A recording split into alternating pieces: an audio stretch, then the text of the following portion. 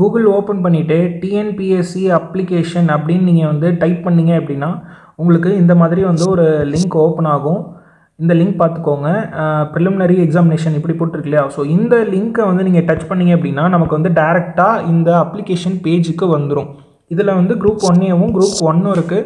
So இப்போ நம்ம group 1க்கு வந்து அப்ளை பண்ண போகிறோம். ஸோ அப்ளை நவ் பட்டனை நீங்கள் வந்து கிளிக் பண்ணிங்க அப்படின்னா உங்களுக்கு இந்த விண்டோ ஓப்பன் ஆகும். இந்த விண்டோவில் இதுக்கு முன்னாடி நம்ம வந்து ஓடிஆர் ரெஜிஸ்ட்ரேஷன் பண்ணோம் இல்லையா? ஸோ அதில் யூஸ் பண்ண அந்த லாகின் ஐடி பாஸ்வேர்ட் போட்டுருங்க.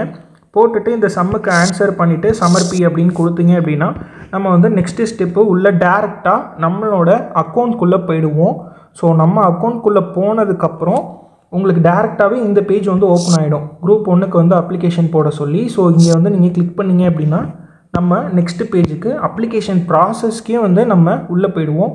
ஸோ நம்ம வந்து இதில் இவ்வளோ டீட்டெயில்ஸையும் ஃபில் பண்ணணும். ஸோ இந்த காலம் கொடுத்துருக்காங்க பாருங்கள், ப்ளூ கலர்.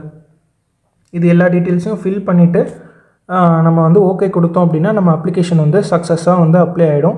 ஸோ இப்போ நம்ம வந்து வீடியோக்குள்ளே போவோம். ஸ்டெப் பை ஸ்டெப்பாக நான் உங்களுக்கு வந்து கிளியராக டீட்டெயில்டாக சொல்கிறேன். நீங்கள் வந்து வீடியோவை ஸ்கிப் பண்ணாமல் பாருங்கள், ஓகேவா?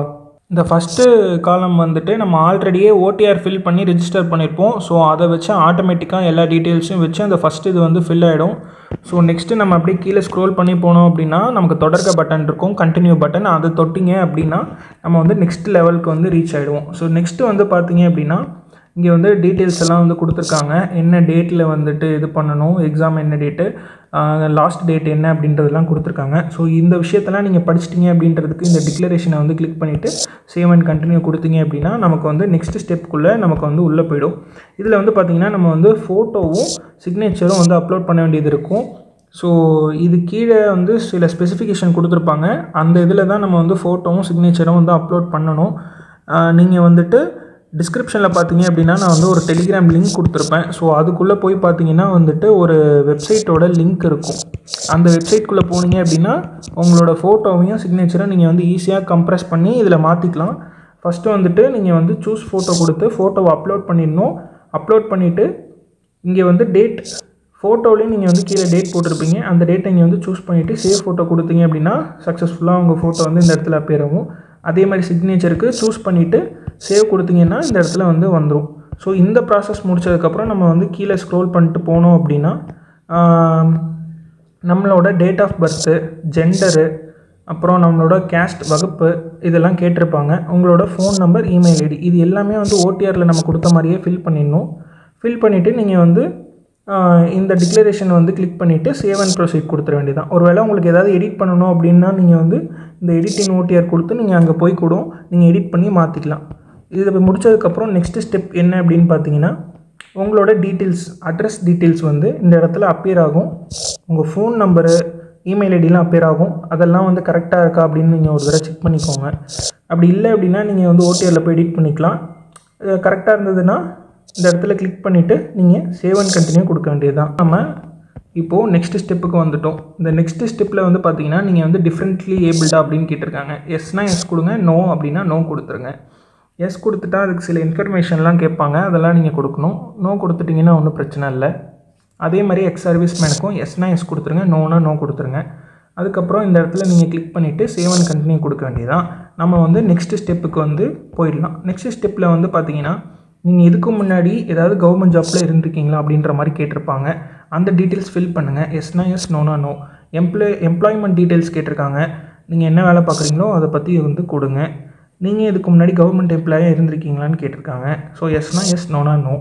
அதுக்கப்புறம் பார்த்தீங்கன்னா நம்ம டிஎன்பிஎஸ்சி எக்ஸாம்லேருந்து உங்களை டிஸ்குவாலிஃபை பண்ணியிருக்காங்களா அப்படின்னு கேட்டிருக்காங்க. எஸ்னா எஸ் கொடுங்க, நோ அப்படின்னா நோ கொடுங்க. நெக்ஸ்ட்டு வந்து பார்த்தீங்க அப்படின்னா உங்கள் மேலே ஏதாவது கேஸ் இருக்கா போலீஸ் ஸ்டேஷனில் அப்படின்ற மாதிரி கேட்டிருக்காங்க. எஸ்னா எஸ் கொடுங்க, நோனா நோ கொடுங்க. அந்த டீட்டெயில்ஸை ஃபில் பண்ணிடுங்க. நெக்ஸ்ட்டு வந்து பார்த்தீங்கன்னா உங்களுக்கு மேரேஜ் ஆகி ஒன்றுக்கும் மேற்பட்ட ஒய்ஃப் இருக்காங்களா அப்படின்ற மாதிரி கேட்டிருக்காங்க. எஸ்னா எஸ் கொடுங்க, நோனா நோ கொடுத்துருங்க. இது எல்லாத்தையுமே கொடுத்துட்டு ப்ளூ டிக் போட்டுட்டு நீங்கள் வந்து சேவ் அண்ட் கண்டினியூ கொடுக்க வேண்டியதான். நம்ம வந்து நெக்ஸ்ட் ஸ்டெப்புக்கு வந்து போயிடலாம்.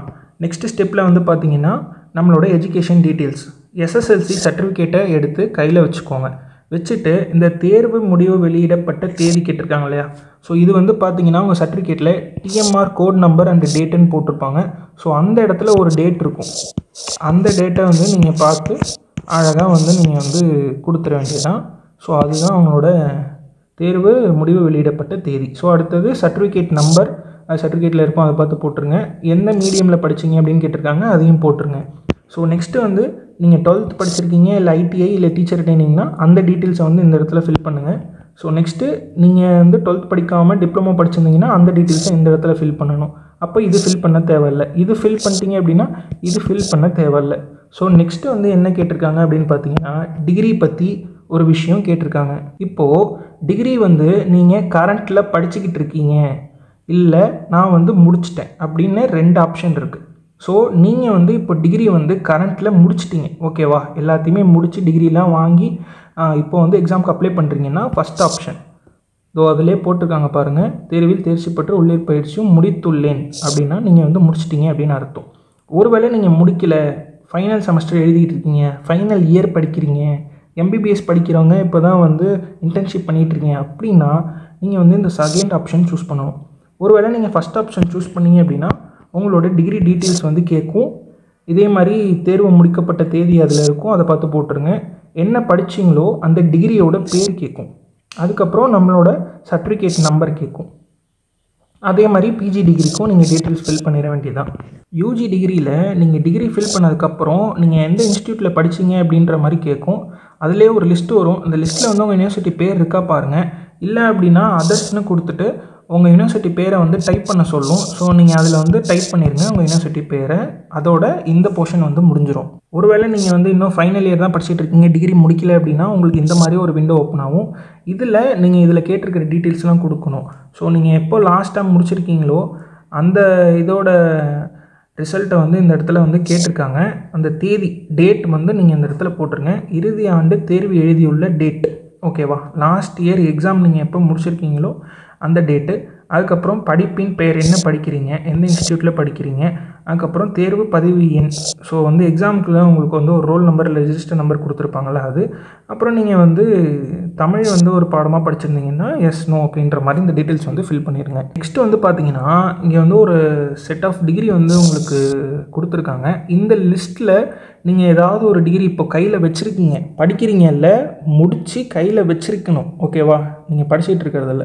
ஸோ ஏதாவது டிகிரி நீங்கள் முடித்து கையில் வச்சுருந்தீங்கன்னா இதில் வந்து நீங்கள் செலக்ட் பண்ணலாம். இது எதுக்குன்னா சில போஸ்டிங்க்கு இந்த டிகிரிலாம் கையில் வச்சுருந்தா உங்களுக்கு வந்து ப்ரிஃபரன்ஸ் தருவாங்க. அதாவது இந்த டிகிரி இல்லாதவங்களுக்கு முன்னாடி உங்களுக்கு ஃபஸ்ட் ப்ரிஃபரன்ஸ் தருவாங்க.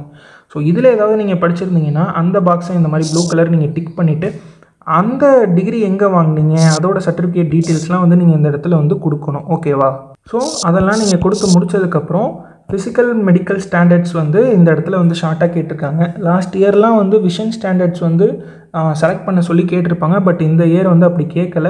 ஃபஸ்ட்டு இது பார்த்தீங்கன்னா வந்து டிஎஸ்பி போஸ்டிங்க்கு உங்களுக்கு எல்லா ஃபிசிக்கல் ஸ்டாண்டர்ட்ஸும் இருக்கான்னு கேட்டிருக்காங்க.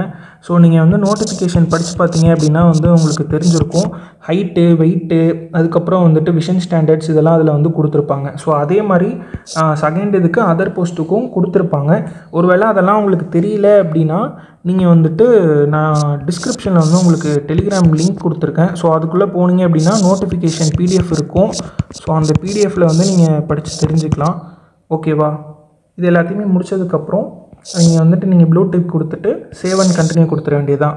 நெக்ஸ்ட்டு ஸ்டெப் வந்து பார்த்தீங்க அப்படின்னா நீங்கள் வந்து தமிழ் மீடியம்லேயே ஃபுல்லாக படிச்சிருந்தீங்கன்னா அதில் வந்து உங்களுக்கு ரிசர்வேஷன் உண்டு. ஸோ இந்த இடத்துல நீங்கள் அதை தான் செலக்ட் பண்ணணும். ஒருவேளை நீங்கள் எஸ்னா எஸ் கொடுக்கலாம், நோனா நோ கொடுக்கலாம். பட் நீங்கள் வந்து ஸ்கூலிங்கும் தமிழில் பண்ணியிருக்கணும். அதன் பிறகு காலேஜு யூஜி டிகிரியும் நீங்கள் வந்து தமிழில் படிச்சிருக்கணும். ஸோ இவ்வளோத்தையும் நீங்கள் தமிழில் படிச்சிருந்தா தான் இந்த இது வந்து நீங்கள் வந்து ரிசர்வேஷனுக்கு அப்ளை பண்ண முடியும். அது மட்டும் இல்லாமல் நீங்கள் படித்த ஸ்கூல்லேருந்து ஒரு லெட்ரு வேணும். அதே மாதிரி காலேஜ்லேயும் வந்து லெட்ரு கேட்பாங்க. ஸோ இதெல்லாம் இருந்ததுன்னா நீங்கள் வந்து இந்த இடத்துல எஸ் கொடுத்துட்டு அந்த டீட்டெயில்ஸ் எல்லாம் ஃபில் பண்ணணும். எந்தெந்த இயர் வந்து எந்தெந்த ஸ்கூலில் படிச்சிங்க, அந்த ஸ்கூலோட லெட்டர் உங்கள்கிட்ட இருக்கா, அந்த டீட்டெயில்ஸ் வந்து போட்டுட்டு எல்லாத்தையும் ஃபில் பண்ணிவிட்டு நீங்கள் வந்து இந்த இதை டிக் பண்ணிவிட்டு நீங்கள் வந்து சேவ் அண்ட் ப்ரொசீட் கொடுத்துடலாம். ஸோ நெக்ஸ்ட் ஸ்டெப்புக்கு வந்து நம்ம அப்படியே வந்து மூவ் ஆயிடுவோம். அடுத்த ஸ்டெப் வந்து பார்த்தீங்க அப்படின்னா நீங்கள் இதுக்கு முன்னாடி குரூப் 1 சர்வீசஸில் இருக்கீங்களா, ஜாப் பார்த்துருக்கீங்களா அப்படின்ற மாதிரி கேட்டிருக்காங்க. எஸ்னா எஸ் கொடுங்க, நோ அப்படின்னா நோ கொடுத்துருங்க. இந்த இடத்துல டிக் பண்ணிவிட்டு நெக்ஸ்ட்டு சேவ் அண்ட் கண்டினியூ கொடுத்துட வேண்டியதான். ஸோ நம்ம வந்து ஃபைனலாக வந்து இப்போது எந்த டிஸ்ட்ரிக்டில் எக்ஸாம் எழுத போகிறோம் அப்படின்றத வந்து நம்ம வந்து செலக்ட் பண்ணணும். நமக்கு வந்து 2 ஆப்ஷன் கொடுத்துருக்காங்க. ஃபஸ்ட்டு இதில் வந்து உங்களுக்கு பக்கத்தில் இருக்கிற டிஸ்ட்ரிக்ட் செலக்ட் பண்ணிக்கோங்க. நெக்ஸ்ட்டு இது அதை விட கொஞ்சம் தூரமாக இருக்கிற டிஸ்ட்ரிக்ட் செலக்ட் பண்ணிக்கோங்க. அப்போ தான் வந்து உங்களுக்கு எக்ஸாம் வந்து ரீச் பண்ண ஈஸியாக இருக்கும். இன்னொன்று மெயின்ஸ் எக்ஸாம் வந்து நமக்கு சென்னையில் தான் நடக்கும். ஸோ அது வந்து அவங்க வந்து டிஃபால்ட்டாகவே அந்த இடத்துல வந்து கொடுத்துட்டாங்க. நெக்ஸ்ட்டு வந்து பார்த்திங்கன்னா இந்த ஃபீஸ் கன்செஷன் அப்படின்னு ஒரு இடம் இருக்கு இல்லையா.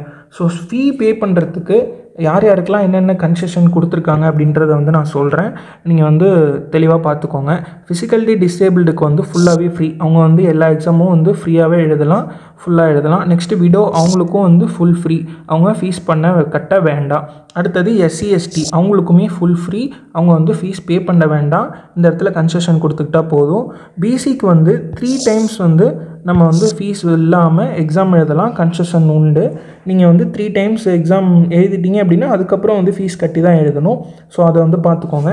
அதே மாதிரி எக்ஸ் சர்வீஸ்மேன் அவங்களுக்கு வந்து 2 வந்து கன்செஷன் உண்டு. 2 எக்ஸாம்ஸ்க்கு வந்து ஃபீஸ் இல்லாமல் கன்செஷன் உண்டு. ஒருவேளை இந்த இடத்துல நீங்கள் கன்செஷன் இருக்குன்னு நினச்சிட்டு கொடுத்துட்டு ஃபீ கட்டாமல் விட்டுட்டிங்கன்னா உங்களோட அப்ளிகேஷன் வந்து ரிஜெக்ட் ஆகிடும். ஸோ கவனமாக பார்த்துக்கோங்க. இது எல்லாத்தையுமே முடிச்சுட்டு கண்டினியூ கொடுத்தீங்க அப்படின்னா நம்ம வந்து நெக்ஸ்ட்டு ஸ்டெப்பு நம்மளோட அப்ளிகேஷன் வந்து மேலே வந்து அப்படியே அப்பியர் ஆகும். ஸோ அதை அப்படியே ஸ்க்ரோல் பண்ணி கீழே வந்தீங்கன்னா இந்த மாதிரி உங்களுக்கு வந்து டிக்ளரேஷன் பாயிண்ட்ஸ் கொடுத்துருப்பாங்க. இதில் வந்து உங்களுக்கு ஒரு 12 பாயிண்ட்ஸ் இருக்குது பாருங்கள். ஃபஸ்ட்டு இது எல்லாத்தையுமே படித்து பார்த்துட்டு இது எல்லாத்தையுமே நீங்கள் வந்து ப்ளூ டிக் கொடுத்து செலக்ட் பண்ணணும் இந்த பாக்ஸில். ஸோ இது எல்லாத்தையும் படித்து பார்த்து செலக்ட் பண்ணிடுங்க.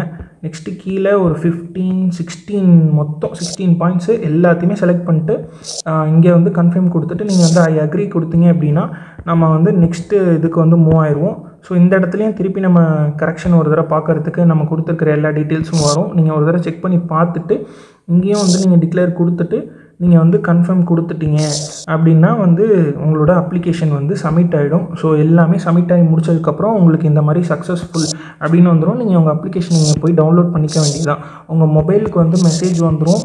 தென் உங்களோட மெயிலுக்கு வந்து மெயில் வந்துடும், நீங்கள் அப்ளை பண்ணிட்டீங்க சக்ஸஸ்ஃபுல்லாக அப்படின்னு சொல்லிட்டு.